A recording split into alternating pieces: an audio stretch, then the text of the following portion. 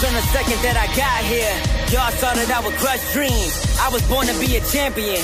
Yeah, I say it's in the bloodstream.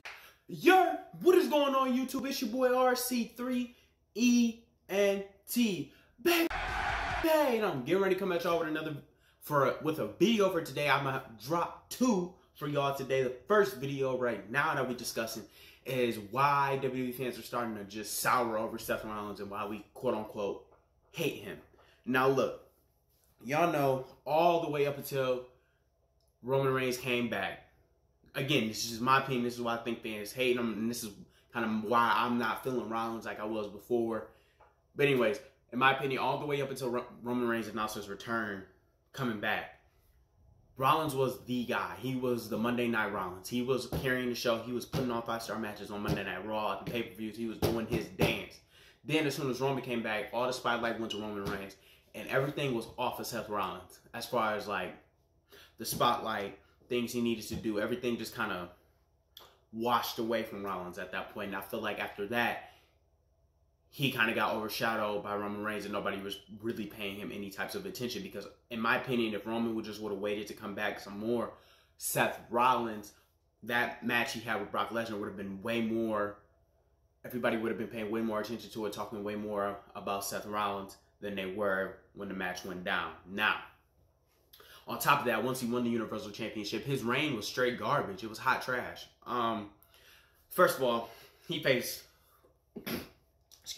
he faced Baron Corbin 3 different times. Saudi Arabia, Extreme Rules, and then the pay-per-view before that. And then he faced AJ Styles on Money in the Bank. And if you don't know, Rollins wasn't bringing in ratings like that, being Universal Champion. People were tuning in, but it wasn't as many people as Vince McMahon wanted. So at that point, around Money in the Bank, Vince decided that he knew what he was going to do. Eventually, at some point in time, Brock Lesnar was going to cash in his contract to become the Universal Champion again, because he is a ratings drawer, and I will always say that. Yes, Brock Lesnar is a ratings drawer, and Rollins couldn't live up to the hype of him being Universal Champion, so they had to take the championship off him, and he just got complacent, man. In my opinion, Rollins just stopped. That's not Monday Night Rollins that we were seeing as Universal Champion. That was just Seth Rollins. There wasn't no superplex, Falcon Arrow, near cow, super kick to the gut, Mystic Curb Stomp, super kicked you, curb stomp. Like, bro, he wasn't even out there performing like he normally was. It was just kind of the old stale Rollins show. And I used to pop for Rollins when he used to do the superplex, Falcon Arrow, near falls. And at that point, his matches were pretty much garbage. It was just, you know, a couple of moves, sling blade, come back, curb stomp, the match was over.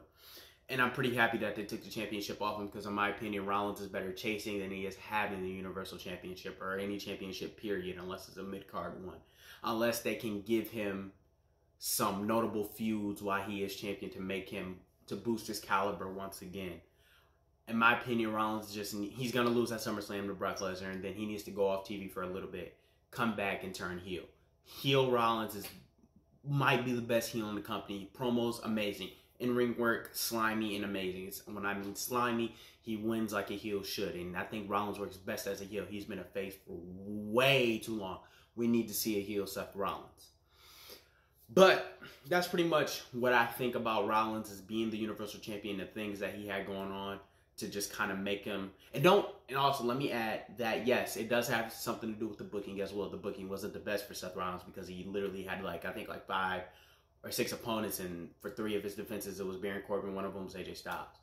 And it has something to do with the booking, but then again, as the performer, you have to take what you're given and just work with it.